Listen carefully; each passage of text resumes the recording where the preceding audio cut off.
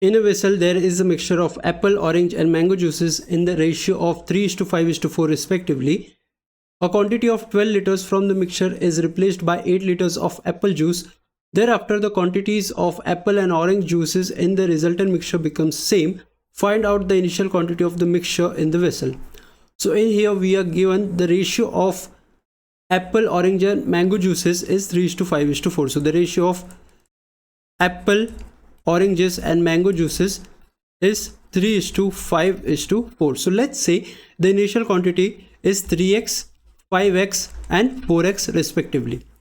A quantity of 12 liters from the mixture is replaced by 8 liters of apple juice. So first of all, from this mixture 12 liters is taken out. Now in this 12 liters, the amount of apple, orange and mango juices will be same as 3:5:4. So that means in this 12 liters, apple is 3 liters, orange is 5 liters and mango is 4 liters, right? 3:5:4, and they together 5 plus 4 plus 3 is 12 liters, right?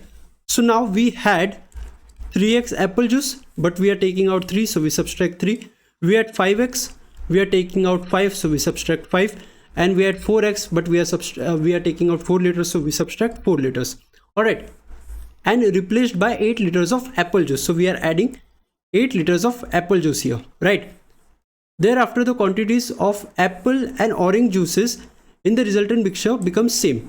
So the quantity of apple and orange juices, so apple is 3x minus 3 plus 8 will be plus 5, becomes equals to orange juice, which is 5x minus 5. Now we have an equation here, we can find out the value of x. So here we get 5x minus 3x, which would be 2x, and 5 plus 5 will be 10. 2 ones are 2 5s are, so we get the value of x, which is 5, right? Question is asking us, find out the initial quantity of mixture in the vessel.